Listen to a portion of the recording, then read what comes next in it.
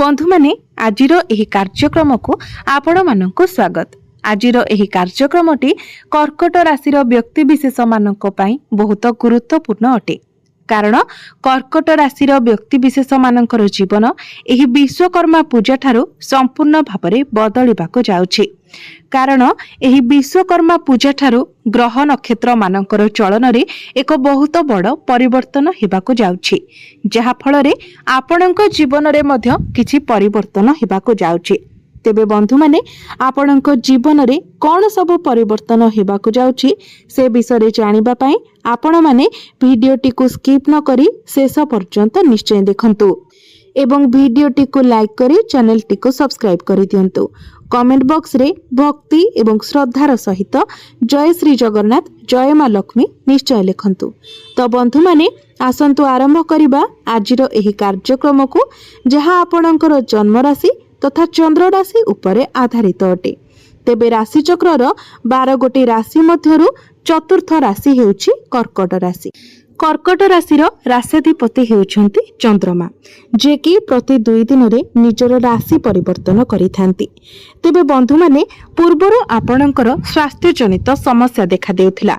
मुंड बिंधा भली समस्या, एलर्जी, इन्फेक्शन भली समस्या देखा देउथिला। किंतु एही विश्वकर्मा पूजा परठारु आपणकर स्वास्थ्य रे आपण उन्नति देखिबाको पाइबे।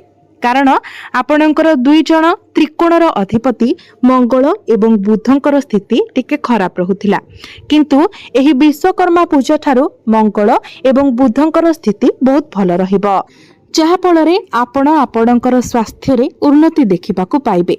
पूर्वरु आपणकर जहाबे स्वास्थ्य जनित समस्या रहितिला से सब दूर होइजिबो। एबे आसंतु जानिबा आपणकर शिक्षा क्षेत्र किपरि रहिबो एही विश्वकर्मा पूजा ठारु। तेबे बंधु माने कुंडलीर पंचम भावटी होइथाय आपणकर शिक्षार भाव। आपणकर पंचम भावर अधिपति हेउछन्ति मंगल एवं एही विश्वकर्मा पूजा ठारु मंगल आपणकर चतुर्थ भावरे गोचर करिवे।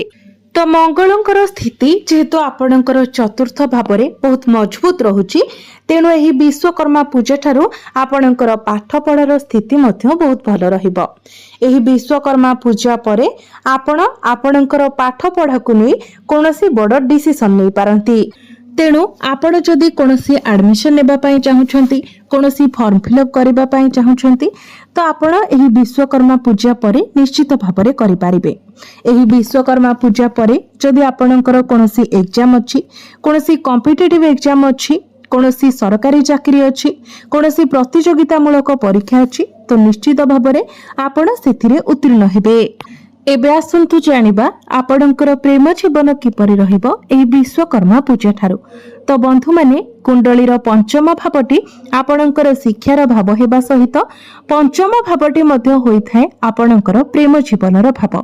तो आपणकर पंचम भावर अधिपति हेउछन्ति मंगल। मंगल आपणकर चतुर्थ भावरे गोचर करूछन्ति। शुक्र आपणकर विश्वकर्मा पूजा ठारु द्वितीय भावरे गोचर करिवे। तो आपणकर बाणी रे मधुरता आसीबो, आपणकर कम्युनिकेशन स्किल बहुत भल रहिबो। एहा व्यतीत पूर्वरु आपणकर प्रेम जीवन रे जहा भी किछि समस्या लागि रहितिला से सब मध्य दूर होई जिवो। जदि आपणक मध्यरे कथाबार्ता बंद होई जायतिला, ब्रेकअप होई जायतिला, तो पुनर्बार आपणक मध्यरे पैचअप हेबार संभावना रहुछि। आपणक मध्यरे अंडरस्टैंडिंग बहुत भल रहिबो, आपणक मध्यरे भल पाइबा बढ़िबो, ताळमेळ भल रहिबो। एवं जदि आपण सिंगल अछंती तो आपणकर नुआ रिलेशनशिप बनिबार मध्य बहुत अधिक संभावना रहुछि। एबे आसंतु जानिबा आपणकर वैवाहिक जीवन किपरि रहिबो एही विश्वकर्मा पूजा ठारु। तो बंधु माने कुंडलीर सप्तम भावटी होइथाय आपणकर वैवाहिक जीवनर भाव, आपणकर जीवन साथीर भाव। आपणकर सप्तम भावर अधिपति हेउछन्ति शनि। तो शनि आपणक कुंडलीर नवम भावरे भाग्य भावरे गोचर करूछन्ति। नवम भावटी को कुंडली रे बहुत भल माना जायथाय। एहा त्रिकोण होइथाय। सबुठारु बड़ कथा हेउची आपणक कुंडली रे जो शनि अढ़ई चलीथिला ताहा संपूर्ण भावरे समाप्त होई सारिछि। पूर्वरु आपणकर वैवाहिक जीवन रे जो सब समस्या लागि रहितिला, आपणकर जीवन साथींकर स्वास्थ्य रे जो सब समस्या लागि रहितिला, वर्तमान से सब दूर होई सारिछि। तो वर्तमान आपणकर वैवाहिक जीवन बहुत भल रहिबो।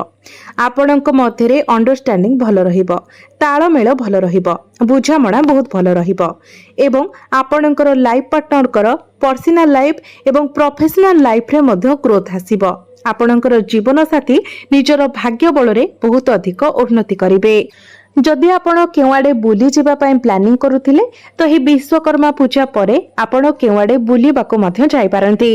एबे आसंतु जानिबा आपणकर भाग्य आपणको केते मात्रा रे साथ देबो एही विश्वकर्मा पूजा ठारू।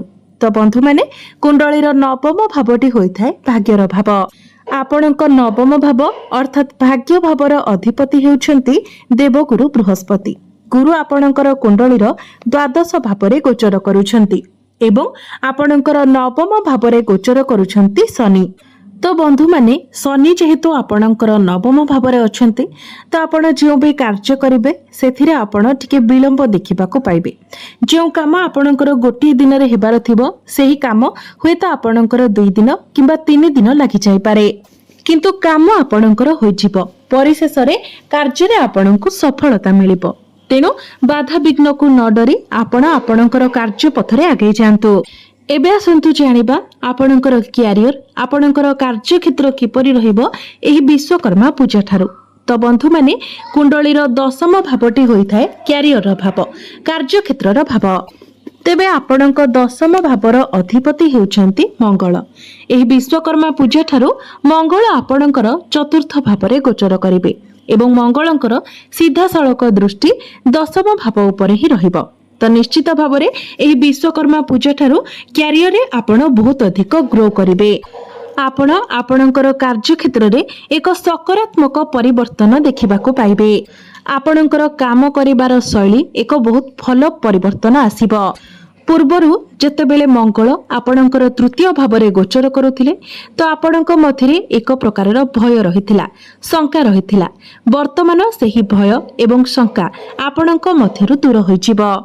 एही विश्वकर्मा पूजा परे आपण आपणकर क्यारियर रे सब टार्गेट को कंप्लीट करि नेबे। कार्य क्षेत्र रे आपणको अचीवमेंट मिलिबो। आपण आपणकर क्यारियर रे अन्य मानकर प्रशंसार पात्र मध्ये हेबे।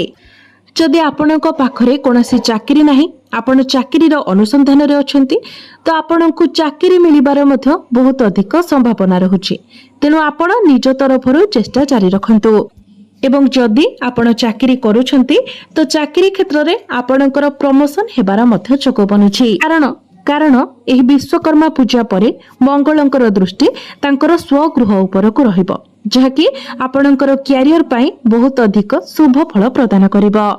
आपणक मध्यरे कॉन्फिडेंस लेवल बढ़िबो। आपणक मध्यरे स्ट्रेंथ बहुत भल रहिबो। तो निश्चित भाबरे एही विश्वकर्मा पूजा ठारू आपणकर क्यारियर बहुत भल रहिबो। बिजनेस कथा जदि कहिबा तो बिजनेस एही विश्वकर्मा पूजा पर ठारू आपणकर बहुत ही भल रहिबो। बिजनेस रे आपण बहुत ग्रो करिवे, कारण बुधंकर स्थिति बहुत भल रहिबो, शुक्रंकर स्थिति मध्य बहुत भल रहिबो, सूर्यंकर स्थिति मध्य बहुत भल रहुछि। तो निश्चित भाबरे आपणकर फाइनेंशियल ग्रोथ हेबो। आपण कोनोसी नुआ बिजनेस मध्य स्टार्ट करि पारंती। आपणकर डेली इनकम बढ़िबो। जदि आपण पार्टनरशिप बिजनेस करूछंती तो सेथिरे मध्य आपणकर प्रॉफिट हेबो।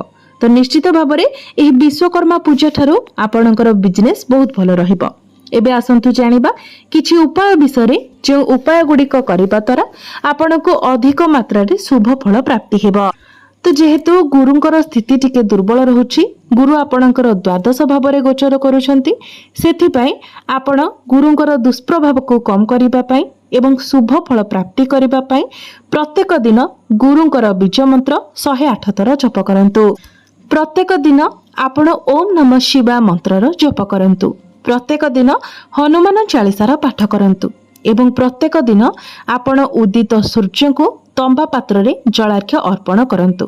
निश्चित भाबरे आपणको अधिक मात्रा रे शुभ फल प्राप्ति हेबो। तेबे बंधु माने आपणकर जीवन मंगलमय हेउ, एहा ही ईश्वरक निकटरे मोर प्रार्थना। धन्यवाद।